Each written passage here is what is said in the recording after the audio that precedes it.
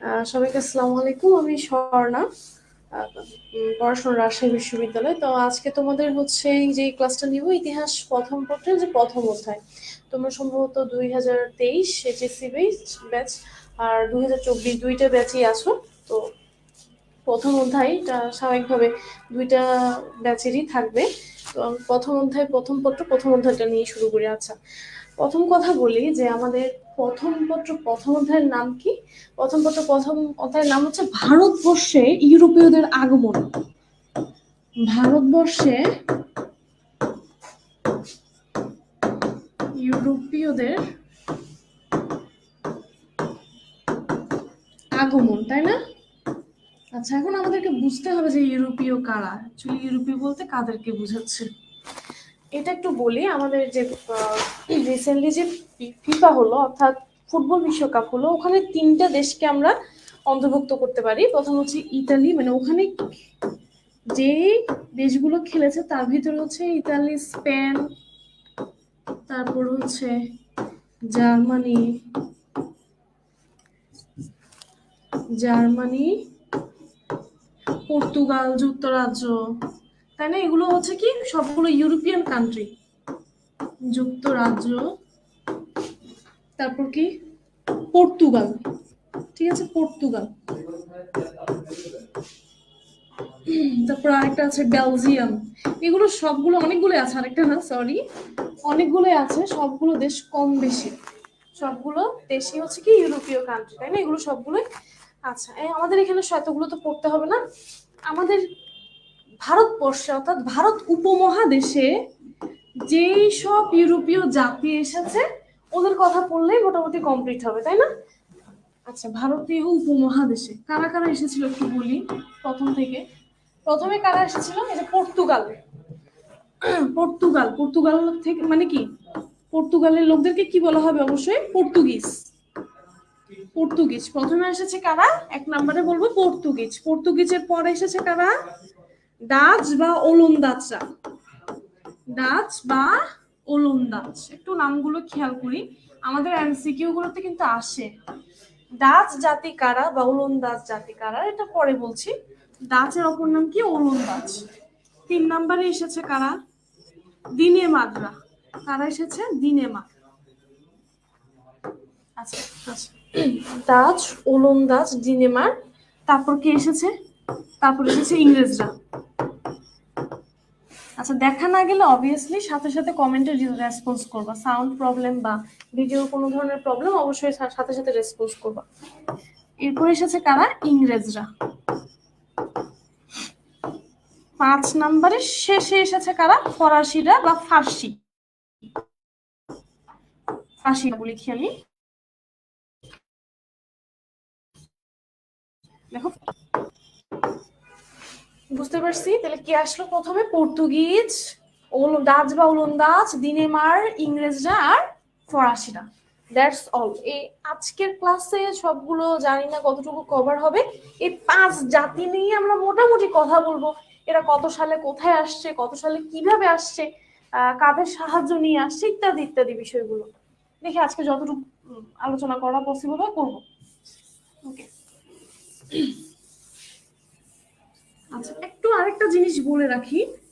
এই যে Dutch, Portuguese, ওলন্দাজ, ডাচ বা ওলন্দাজ, তারপর ফরাসিরা বা ইংরেজরা আসার আগে একদম প্রথমে প্রায় খ্রিস্টীয় সপ্তম শতকের সপ্তম শতকের না, সপ্তম শতাব্দীর প্রথমের দিকে, সপ্তম শতাব্দীর প্রথম দিকে,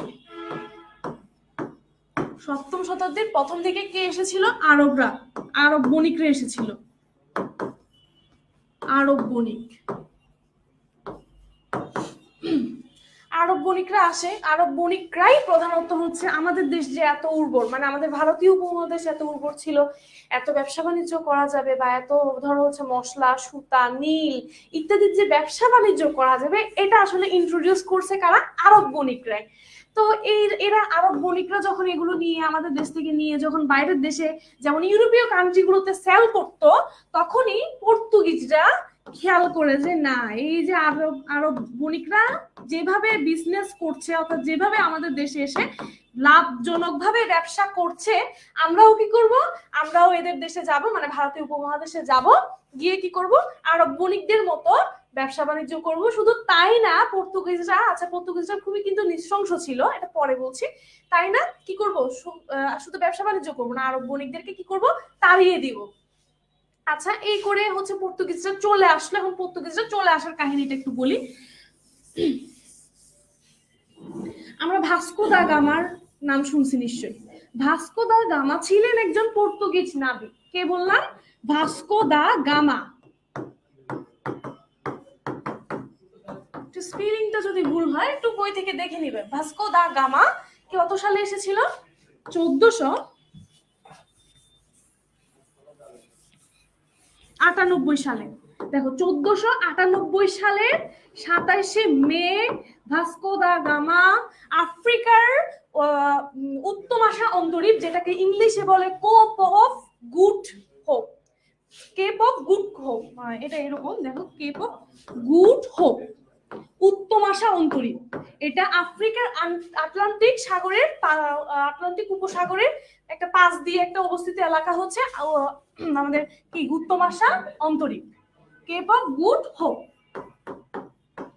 এটা দিয়ে সার্চ করলে গুগলে তোমরা পেয়ে যাবে, বুঝতে পারছো? আচ্ছা, এটাকে কি বলে বাংলায়, কি বলছে? উত্তমাশা অন্তরীপ।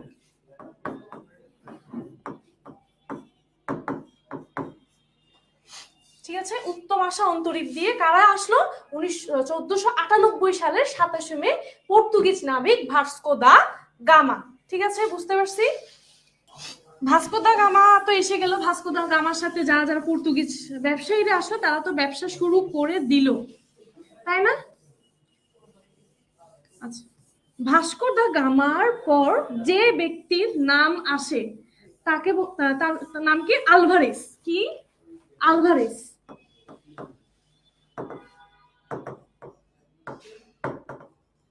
আলভারেজ একজন নাবিক ছিল। এখন আমাদের জুলিয়ান আলভারেজ কে?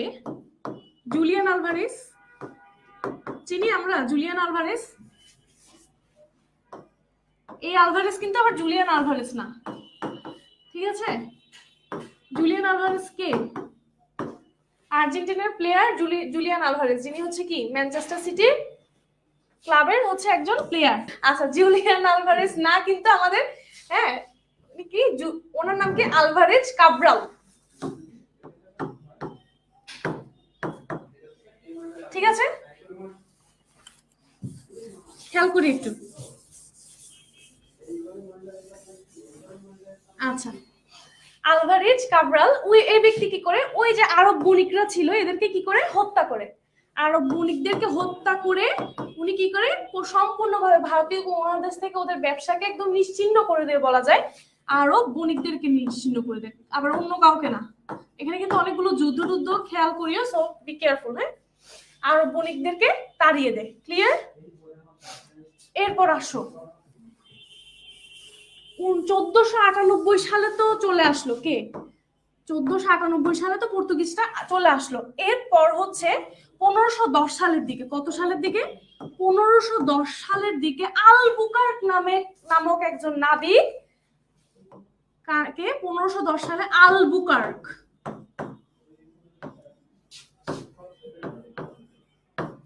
আলবুকার্ক, হয়তো তোমাদের বইয়ে ছবিও আছে ওনার। আলবুকার্ক নামক একজন নাবিক কি করে নৌপথে সবচেয়ে বেশি, নৌপথে আধিপত্যের ক্ষেত্রে, আচ্ছা তখন, আচ্ছা এটা পুরো লাইনটা বুঝাই বলি, তারপর বুঝাচ্ছি। নৌপথে আধিপত্যের ক্ষেত্রে, পর্তুগিজ আধিপত্যের ক্ষেত্রে ভূমিকা রাখে। নৌপথে আধিপত্য বিস্তার কে? 1513 সালে আলবুকা কি করে নৌপথে আধিপত্য বিস্তারে সক্ষম হয়, সফলতা লাভ করে। এখন কেন এটা আমি বারবার বলতেছি, দেখো নৌপথে আধিপত্য কেন বলতেছি, অন্য পথে না কেন? দেখো তখনকার সময়ে কিন্তু সবগুলো ব্যবসা বাণিজ্য, সকল ব্যবসা বাণিজ্য কিন্তু কোনো ধরনের বিমান দিয়ে হতো না, বা কোনো ধরনের গাড়ি ঘোড়া তো এত কিছু ছিল না। তখন তো অতটা উন্নত ছিল না, তখন সবচেয়ে বেশি ব্যবসা বাণিজ্য হতো অবভিয়াসলি কি কোন পথে, অবশ্যই জাহাজের মাধ্যমে অর্থাৎ নৌপথে। এজন্য নৌপথে কোন দেশ কতটা নৌপথে আধিপত্য বা ক্ষমতা বিস্তার করতে পারতেছে তার উপরেই কিন্তু একটা দেশকে ক্ষমতাশালী ক্ষমতাবান দেশ বলা হতো। যেমন এখনকার ক্ষমতাবান দেশ কাকে বলা যাচ্ছে, যেমন যুক্তরাষ্ট্রকে এখনকার ক্ষমতাবান দেশ বলা যাচ্ছে, তাই না? সে কিসের জন্য ক্ষমতাবান? সে উন্নত, টেকনোলজির দিক দিয়ে উন্নত, তারপর হচ্ছে কি আর কি বলবো, সে হচ্ছে তার বিপুল পরিমাণ তেলের সংরক্ষণ আছে, এই ইত্যাদি ইত্যাদি কারণে যুক্তরাজ্য বর্তমান প্রেক্ষাপটে অনেক উন্নয়নশীল দেশ, উন্নত দেশ এবং কি ক্ষমতাবান দেশ। ঠিক তেমনি তখনকার সময়ে নৌপথে আধিপত্য বিস্তার বা আধিপত্য ক্ষমতা বিস্তারের উপর নির্ভর করতে একটা দেশ কতটা সফল। ঠিক তেমনি কি করলো 1510 সালে আলবুকার নৌপথে সবচেয়ে বেশি আধিপত্য বিস্তার করতে সফলতা লাভ করে। আচ্ছা, এখন কিছুক্ষণ আগে বলছিলাম যে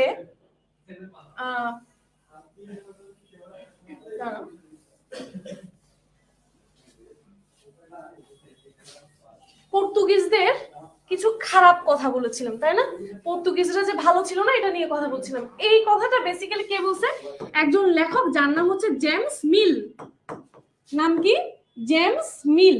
এই জেমস মিল এই ব্যক্তি বলল কি যে পর্তুগিজরা ছিল অনেক নৃশংস একটা জাতি, তারা শুধু ভারতবর্ষে ব্যবসা করতে আসেনি, তার সাথে তারা নৃশংসভাবে মানুষকে হত্যা করত এবং সম্ভব হলে তারা লুট করত। তোমাদের যার বই আছে জেমস মিলের এই বক্তব্যটা একটু দেখে নিবা একটু ভালো মতো, আমি বলে দিচ্ছি। তাও যে কি বললো যে পর্তুগিজরা মোটেও ভালো একটা জাতি ছিল না, তারা কি করতো নৃশংসভাবে হত্যা করতো মানুষদেরকে, এবং আরেকটা ফ্যাক্ট হচ্ছে তারা কি করতো জোর করে মানুষদেরকে খ্রিস্টান বানাতো। এটা বলেছে কে? জেমস মিল। এটা নিয়ে কেন কথা বলছে একটু পর বলছি। আচ্ছা, তারপর দেখো পর্তুগিজরা তাদের প্রথম দিকে চট্টগ্রাম এবং সাতগাঁও নামে একটা এলাকা, দেখো চট্টগ্রাম এবং সাতগাঁও,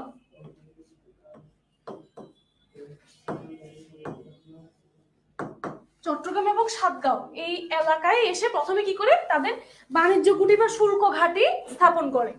এই যে বাণিজ্য কুঠি বা শুল্ক ঘাঁটি, বাণিজ্য কুঠি বলতে পারি আমরা চট্টগ্রাম এবং সাতগাঁওয়ে, ঠিক আছে? তারপর দেখো এরপর হচ্ছে তারা হচ্ছে হুগলি নামে আমরা একটা জায়গার কথা শুনে থাকি। হুগলি নামক স্থানে তারা তাদের প্রথম উপনিবেশ গড়ে তুলে। হুগলিতে কি গড়ে তুলে? প্রথম উপনিবেশ। আচ্ছা, উপনিবেশটাকে একটু ব্যাখ্যা করি। দেখো উপনিবেশ মানে হচ্ছে এক কথা হচ্ছে তাদের কলোনি, যেখানে যেই মানে একটা এলাকা যেখানে হচ্ছে কি তাদের কি থাকবে, তাদের সবচেয়ে বেশি সবকিছু তাদের আধিপত্য অনুযায়ী চলবে বা ক্ষমতা অনুযায়ী চলবে, তাদের মতামত অনুযায়ী চলবে, এই জায়গাটাকে বলছে কি উপনিবেশ। তারা কোথায় স্থাপন করলো? সেই উপনিবেশ হুগলিতে স্থাপন করলো। ক্লিয়ার ব্যাপারটা? তারা মোট কথা কোথায় কোথায় স্থাপন করলো? চট্টগ্রাম, সাতগাঁও আর হুগলিতে তাদের বাণিজ্য এবং উপনিবেশ ক্রিয়েট করলো। এরপর আসলে এরা এতটাই খারাপ ছিল, একটু বলি এখানে ব্যাখ্যা করি।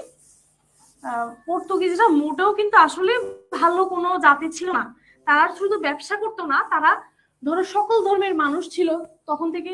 যেমন এখন দেখো বাংলাদেশে কি প্রত্যেকটা ধর্মেরই মানুষ কম বেশি আছে, তাই না? তো ঠিক তখনও প্রত্যেক ধর্মেরই মানুষ ছিল। তো প্রত্যেক ধর্মের মানুষকে খ্রিস্টান বাদে প্রত্যেক ধর্মের মানুষ জোর করে করে খ্রিস্টান বানাতো।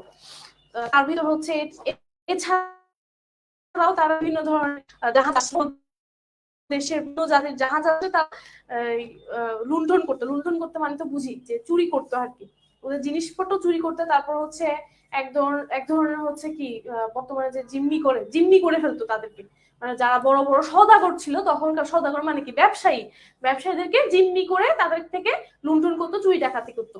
তো শেষ পর্যন্ত এই জন্য সম্রাট শাহজাহান আশা করি কে চিনি আমরা, সম্রাট শাহজাহানের নির্দেশে সম্রাট শাহজাহান কাকে নির্দেশ দিয়েছে? কাসিম খানকে। কাকে? কাসিম খানকে নির্দেশ দিয়ে শেষ পর্যন্ত হুগলির যে তাদের উপনিবেশ ছিল সেই হুগলির উপনিবেশকে তারা কি করেছে? ধ্বংস করেছে বা উচ্ছেদ করেছে আর কি। হুগলি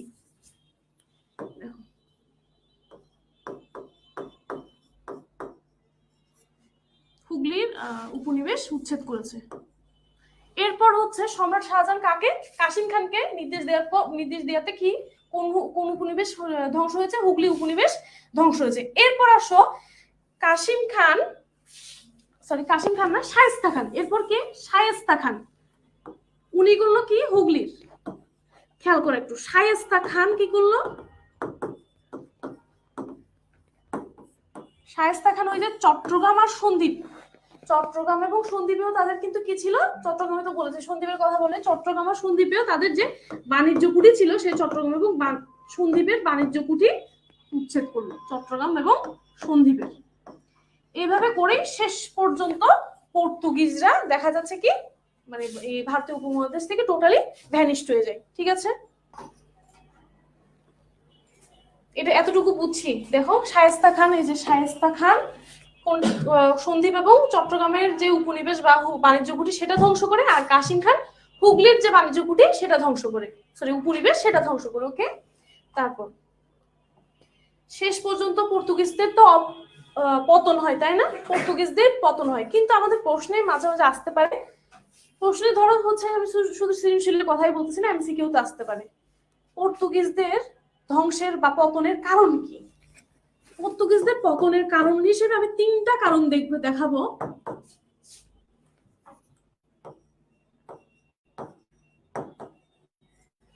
প্রথম কথা ছিল তারা হচ্ছে কি ছিল, নৃশংস ছিল, অবশ্যই কি ছিল, নৃশংস ছিল।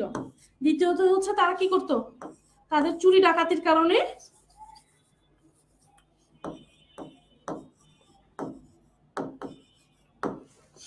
একটা তৃতীয় কারণ হচ্ছে সম্রাট শাহজাহান বা তখনকার সময়ে যে সম্রাট ছিল তার কোনো নির্দেশ কিন্তু কি করতো না, পর্তুগিজরা পালন করতো না। এই 3টা কারণেই হচ্ছে কি হয়েছে, পর্তুগিজদের পতন হয়েছে। মাঝে মাঝে তোমাদের পরীক্ষা আসতে পারে, নির্দেশ অমান্য করা, কার নির্দেশ অমান্য করা, সম্রাট, তৎকালীন সম্রাটের নির্দেশ অমান্য করার কারণে এদের পতন অনেকটা দায়ী। এই কারণটা হচ্ছে পতনের জন্য দায়ী। চুরি করতে বললাম যে ওরা হচ্ছে বিভিন্ন ধরনের সওদাগরের যে জাহাজ জিনিস আসতো ওসব চুরি করতো। নিঃশৃংস বলতে বলতে বোঝাচ্ছি, ও একটা কথা বলতো ওরা, হয় খ্রিস্টান ধর্ম গ্রহণ করো, না হয় মরো। এটা একটা বইয়ের থেকে, একটা বিখ্যাত বইয়ের থেকে উঠে আসছে আর কি, তোমাদের বইয়ে হয়তো এটা লেখা আছে খুব ছোট করে। যাই হোক, কি বলে যে মানে কি বলতো ওরা, খ্রিস্টান ধর্ম গ্রহণ করো, না হয় মরো। তাহলে একটা মানুষ বা একটা জাতি কতটা নৃশংস হলে এই কথা বলতে পারে। কারণ হচ্ছে আমি কি ধর্ম পালন করব, আমি কোন বিশ্বাসে বিশ্বাসী হব, সেটা কিন্তু আমার নিজের একদম ব্যক্তিগত বিষয়, তাই না। আমাদের প্রত্যেকেরই এই যখন থেকে জন্মগ্রহণ করছি, হ্যাঁ, তখন থেকে কিন্তু এসব বিষয়ে স্বাধীনতা আছে, তাই না।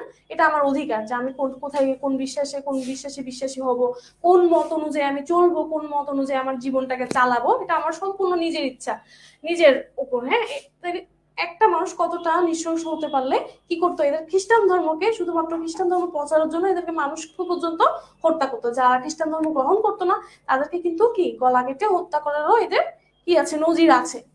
এই জন্য শেষ পর্যন্ত কি হয়েছে, এদের পতন হলো। ক্লিয়ার? ওকে, এরপর দেখো পর্তুগিজদের কাহিনী তো শেষ, এরপর আসো ডাচ বা ওলন্দাজদের কাহিনী।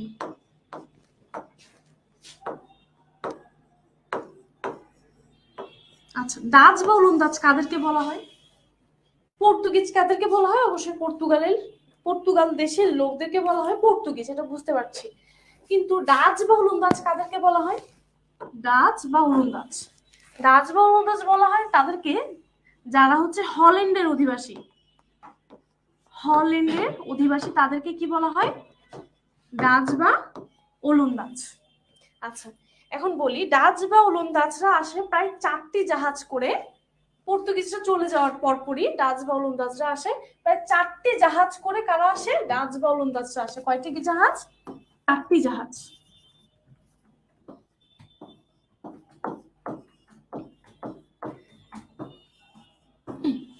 চারটি জাহাজে করে আসে ওলন্দাজরা। তারপর আসার পর এরা তো একটা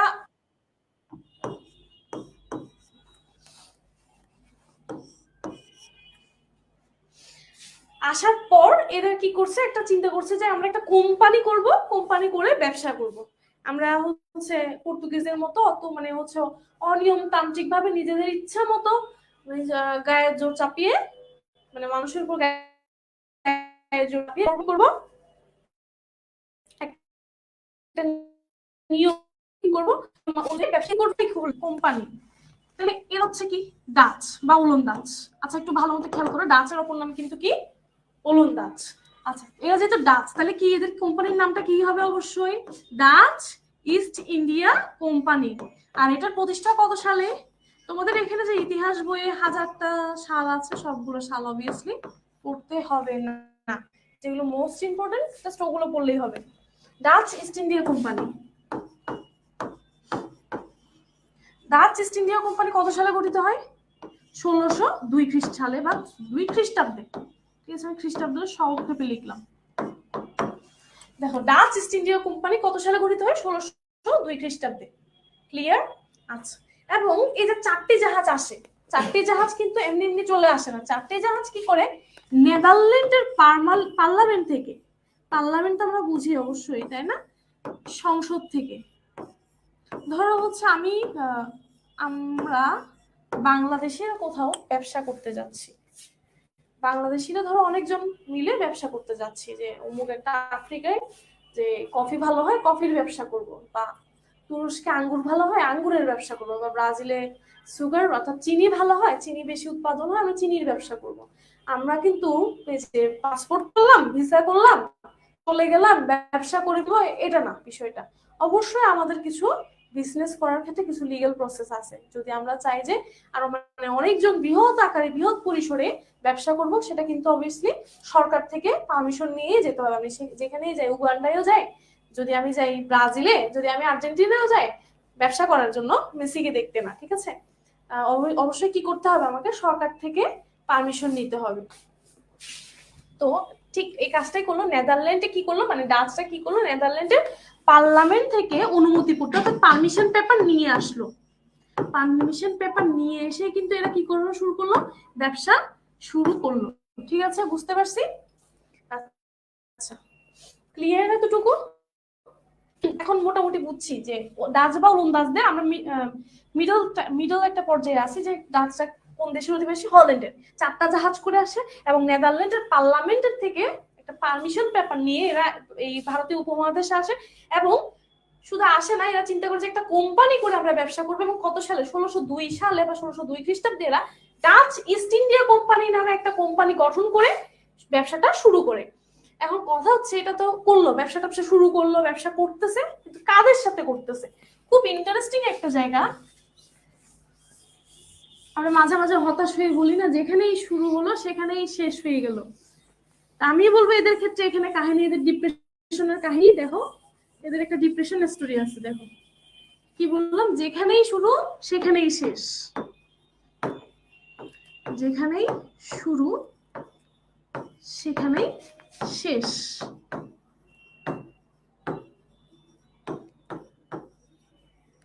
আচ্ছা দেখো,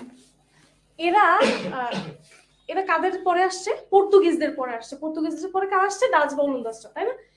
তো ওই সময় কি তোমার কমন সেন্সে বুঝতে পারছো যে ওই সময় কিন্তু ইংরেজরা তখনও কিন্তু এই দেশের ব্যবসা বাণিজ্য সম্পর্কে কোনো ধারণা ছিল না, মানে ইংরেজদের কোনো ধারণা ছিল না, মানে ওরা বুঝতোই না যে এখানে এসে এরা ব্যবসা করে অনেক মানে অনেক লাভবান হচ্ছে এটসেট্রা এটসেট্রা, এরা কিন্তু বুঝতোই না বা বুঝতেও পারেনি। তো তখন কিন্তু ইংরেজদের কাছে আমাদের দেশ থেকে যেসব দ্রব্য উৎপাদন হতো বা ব্যবসায়ীরা, এই ডাচ ব্যবসায়ীরা নিয়ে যেত, তাদের কিন্তু ওগুলোর খুব চাহিদা ছিল, খুব ডিমান্ড ছিল। তো মোট কথা হচ্ছে ডাচরা প্রথমত আসলে কাদের সাথে বাণিজ্য করে? ইংরেজদের সাথে, ইংরেজদের সাথে। ঠিক আছে, কাদের সাথে বাণিজ্য করে? ইংরেজদের সাথে। আচ্ছা, কি কি পণ্য নিয়ে? কি কি পণ্য একটু মনে রাখি। সুতা, তারপর হচ্ছে তামাক, তারপরে চিনি, সম্ভবত চাল, চিনি, এই ধরনের দ্রব্যগুলো, হ্যাঁ, যেগুলো অ্যাকচুয়ালি ওদের দেশে হয় না। আচ্ছা, তুলা, আর একটা ফ্যাক্ট আছে, তুলা, এইসব দ্রব্য নিয়ে ডাচরা ইংরেজদের সাথে ব্যবসা করতো, মানে এখান থেকে নিয়ে গিয়ে ইংরেজদের কাছে বিক্রি করতো। আচ্ছা, তারপর তাইলে ওরা যখন ব্যবসা করতো একটা সময় কি হয়, ইংরেজদের সাথে বিভিন্ন বিষয় নিয়ে এদের ডাচদের ঝামেলা লেগে যায়। ডাচরা বিভিন্ন কারণে এদের সাথে, ইংরেজদের সাথে হয়তো কোনো ধরনের লেনদেন সংক্রান্ত সমস্যা নিয়ে শেষ পর্যন্ত ঝামেলায় জড়িয়ে যায়, এবং ঝামেলায় জড়ানোর পর 1759 সালে, একটু খেয়াল করি, 1759 সালে একটা বিদ্রার যুদ্ধ হয়। কি যুদ্ধ? বিদারার যুদ্ধ। কি যুদ্ধ? ডাচ এবং যুদ্ধ নিয়ে আরেকটু পরে পড়াবো, আজকে কোনো যুদ্ধ আলোচনা করব না।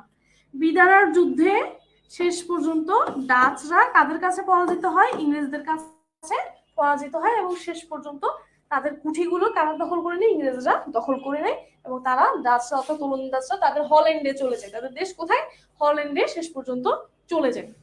বুঝতে পারছি আমাদের ডাচ বা ওলন্দাজদের কাহিনী এতটুকুই, যে তারা হচ্ছে হল্যান্ডের অধিবাসী। তারা 4টা জাহাজ নিয়ে নেদারল্যান্ডের পার্লামেন্ট থেকে এবং অনুমতিপত্র নিয়ে এসে আমাদের দেশে ব্যবসা করতে আসছিল, এবং তারা হচ্ছে বেসিক্যালি কাদের সাথে? ইংরেজদের সাথে ব্যবসা করছিল। কি কি পণ্য নিয়ে? সুতা, চাল, চিনি, তামাক, আর কি তারপর হচ্ছে তুলা, এই ধরনের দ্রব্যগুলো নিয়ে ইংরেজদের সাথে ব্যবসা করছিল, এবং শেষ পর্যন্ত ইংরেজদের সাথে বিভিন্ন ঝামেলায় জড়িয়ে যায়, এবং ঝামেলায় জড়ানোর কারণে তাদের কি করতে হয়? তারা হচ্ছে একটা শেষ পর্যন্ত যুদ্ধে জড়িয়ে যায়। শুধু ঝামেলা বললে কম হয়ে যায়। এবং যুদ্ধের নাম কি? বিদারার যুদ্ধ। সেই বিদারার যুদ্ধ কত সালে হয়? 1759 সালে। এখন আমাকে যদি প্রশ্ন করে, প্রশ্ন এখান থেকে কিরকম আসতে পারে, যে ডাচরা কোন দেশের অধিবাসী? হল্যান্ডের অধিবাসী। সেকেন্ড কোয়েশ্চেন হতে পারে, ডাচরা কোন দেশ থেকে অনুমতিপত্র নিয়ে এসেছিল? নেদারল্যান্ড থেকে অনুমতিপত্র এসেছিল। তারপর প্রশ্ন হতে পারে, ডাচরা কোন যুদ্ধে পরাজিত হয়? বিদারার যুদ্ধে। ঠিক আছে, এবং কত সালে চলে যায়? বিদারার যুদ্ধ কত সালে হয়েছিল? বিদারার যুদ্ধ কত সালে হয়েছিল?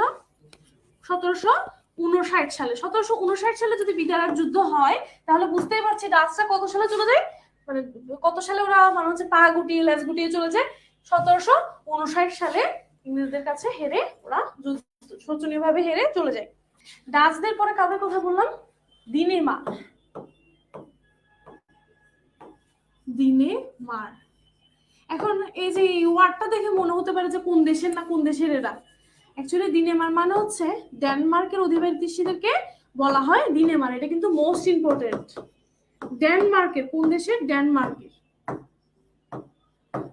এটা ইভেন হচ্ছে কত সালের আমি এক্স্যাক্টলি বলতে পারবো না, কিন্তু হচ্ছে তোমাদের এটা কিন্তু একটা বোর্ড কোয়েশ্চেন, যে ডাচ বা দিনেমাররা কোন দেশের অধিবাসী? অবশ্যই ডেনমার্কের। ঠিক আছে, আচ্ছা বুঝতে পারছি। আচ্ছা, আরেকটা ফ্যাক্ট, দিনেমারদেরকে মাঝে মাঝে কি বলা হয়?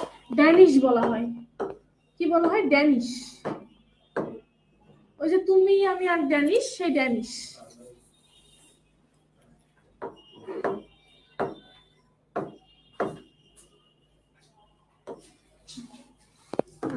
তারপর আসো, দিনেমাররাও কি করলো? ডাচদের মতো করতে চাইলো, মানে ডাচদের মতো সুসংগঠিত ভাবে ব্যবসা করতে চাইলো, অর্থাৎ ওরাও কোম্পানি করবে। ওরাও কি করবে? কোম্পানি করবে। ওরা কোম্পানি করবে। সেটার নাম কি? সেটার নাম কি? ডাচ, সরি ডাচ বলছি, ড্যানিশ ইস্ট ইন্ডিয়া কোম্পানি।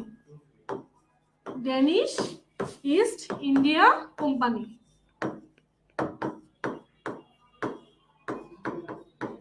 আচ্ছা, এই ড্যানিশ ইস্ট ইন্ডিয়া কোম্পানি কত সালে গঠিত হয়? 1620 সালে বা 1620 খ্রিস্টাব্দে। ঠিক আছে, বুঝতে পারছি। ড্যানিশ ইস্ট ইন্ডিয়া কোম্পানি কত সালে গঠিত হয়? 1620 খ্রিস্টাব্দে। একটু খেয়াল করে, এই যে Danish east India company, Dutch east India company, তারপর কি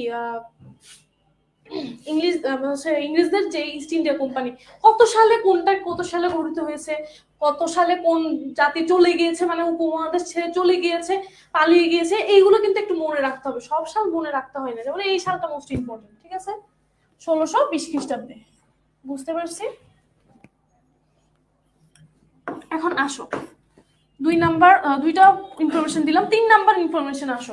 তারা হচ্ছে ট্রিবাঙ্কুরা আর শ্রীরামপুর, দুইটা বাণিজ্য ঘাটের নাম বলছি, সবগুলো পড়তে হবে না, ত্রিবাঙ্কুরা।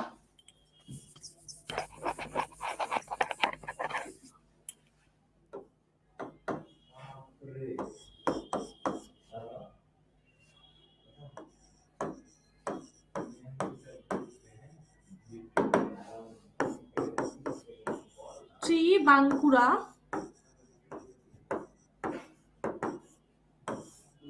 এবং শ্রীরামপুর, এই দুইটা জায়গায় তাদের প্রধান বাণিজ্য ঘাটে গড়ে তোলে কারা? দিনেমাররা। শ্রীরামপুর আর ত্রিবাঙ্কুরা এই দুইটা জায়গায়। ক্লিয়ার? আচ্ছা, এরপর আসুন, এরপর শেষ পর্যন্ত মোটামুটি এরা ব্যবসা করে বলতে হচ্ছে তারাও ব্যবসা তেমন একটা উন্নত করতে পারে নাই বিভিন্ন কারণে। তখন তো মোটামুটি ইংরেজরা চলে আসছিল, ইংরেজরা চলে আসার কারণে দিনেমাররা তেমন একটা ব্যবসায় উন্নতি করতে না পারে শেষ পর্যন্ত 1845 সালে বিদায় নিয়েছে। 1850 সালে কোথায় বিদায় নিয়েছে? ভারতীয় উপমহাদেশ থেকে বিদায় নিয়েছে। কত সালে? 1845 সালে। ঠিক আছে। আর এই যে কিছুক্ষণ আগে বললাম ডাচরা কত সালে? 1759 সালে। এটা একটু খেয়াল রাখবে, এই সালগুলো একটু খেয়াল রাখবে, সব সাল খেয়াল না রাখলেও চলে। তাহলে 1759 সালে হচ্ছে কারা? ডাচরা চলে গেছে, আর দিনেমাররা 1845 সালে। আর এদিকে দেখো ডাচরা কত সালে এসেছে? 1602 সালে এসেছিল। আর ড্যানিশরা অর্থাৎ দিনেমাররা কত সালে এসেছে? 1620 সালে। দেখো মনে রাখতে কিন্তু বেশি কষ্ট করতে হবে না।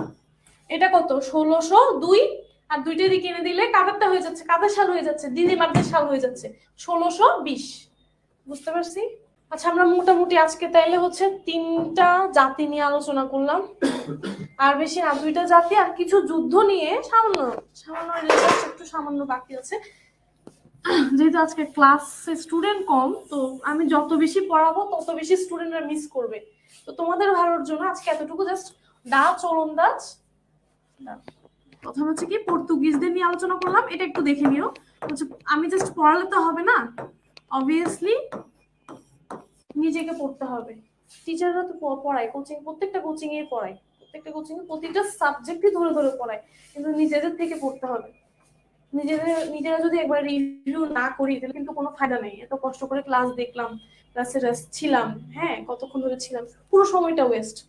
তাহলে পর্তুগিজ, ডাচ আর দিনেমার, এদের নিয়ে যদি তোমার বইয়ে কোনো বাড়তি তথ্য থাকে, আমি যা পড়িয়েছি তার বাইরে যদি কোনো বাড়তি তথ্য থাকে, তাহলে অবভিয়াসলি একটু নোট করবে। এবং ধরো কালকের ভিতরে হচ্ছে আমাদের চলো শিখির যে পেজে তোমরা চলো শিখে গ্রুপে আচ্ছা যে গ্রুপ থেকে বা কিচ থেকে ক্লাসটা করছো, প্লিজ একটু কাইন্ডলি এদের নিয়ে যদি আমার পড়ানো থেকে যদি বাড়তি তথ্য থাকে, প্লিজ নোট করে অবভিয়াসলি পেজে বা গ্রুপে পোস্ট করবা।